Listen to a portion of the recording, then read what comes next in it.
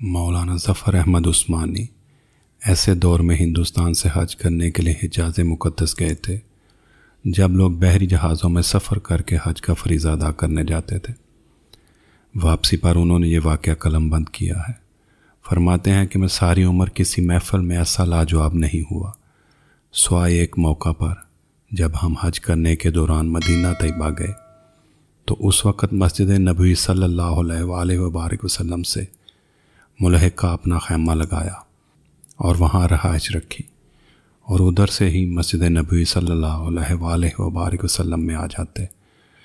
چونکہ شدید گرمیوں کا موسم تھا، جب ہم تمام حاجی اکٹھے ہو کر شام کا کھانا کھاتے تو اس وقت وہاں سے گرم موسم کی وجہ سے تربوز خرید لیتے اور کھانے کے بعد اسے کھاتے اور اس کے چھلکے باہر پھینک دیتے۔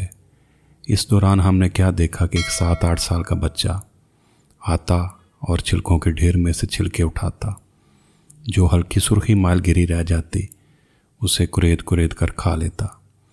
جب یہ معمول 2 روز تک دیکھا تو میں نے پیار سے اس بچے سے پوچھ لیا کہ بیٹا تم ایسا کیوں کرتے ہو؟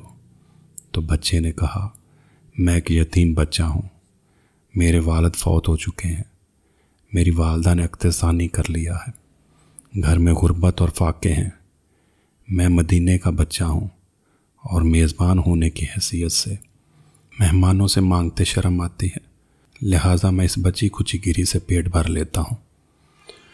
مولانا لکھتے ہیں کہ مدینے کے بچے کی اس فہم و فراست نے ہمارے رونگٹے کھڑے کر دیے، آنکھیں آنسوؤں سے بھیگ گئیں۔ بچے سے کہا کہ بیٹا اگر آپ مناسب سمجھو تو آپ ہمارے ساتھ آ کر کھانا کھا لیا کرو۔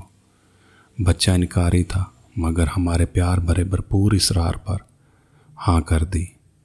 مدینے کا یہ بچہ روز آ جاتا، ہمارے ساتھ کھانا کھاتا، آہستہ آہستہ شناسائی بڑھتی گئی۔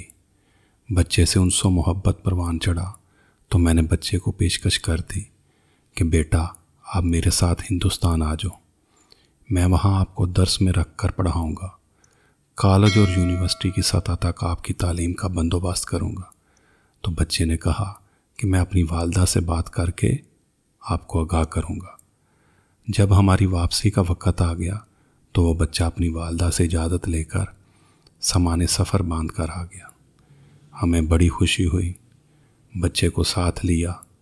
بچہ قافلے کے ہمراہ چل رہا تھا تو دوران سفر میرے ساتھ محو گفتگو تھا، سوال کر رہا تھا کہ چاچا جی وہاں ہندوستان میں اسکول اچھے ہیں؟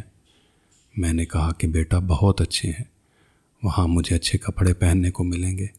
میں نے کہا کہ ہاں بیٹا۔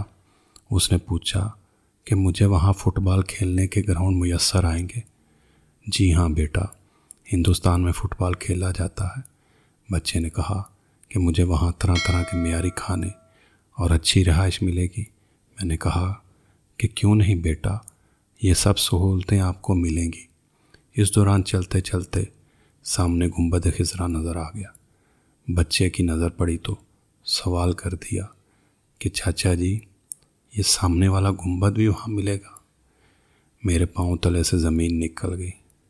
بچے کے اس سوال نے مجھے لاجواب کر دیا اور میں نے تڑپ کر کہا کہ بیٹا اگر یہ گنبد وہاں مل جاتا تو مجھے یہاں آنے کی کیا ضرورت تھی؟ بچے نے میرا جواب سنا تو اپنا ہاتھ چھڑایا اور کہا چاچا جی مفلسی، بے بسی اور یتیمی قبول ہے، مگر سرکار مدینہ کا دامن چھوڑنا کسی صورت گوارا نہیں، میں مدینے کو نہیں چھوڑ سکتا۔ علامہ صاحب لکھتے ہیں کہ بچہ ہمیں روتے ہوئے دم بہت چھوڑ کر بھاگا اور نظروں سے اوجھل ہو گیا۔ علامہ صاحب باقی ماندہ زندگی یہ واقعہ لوگوں کو سنا سنا کر روتے رہے۔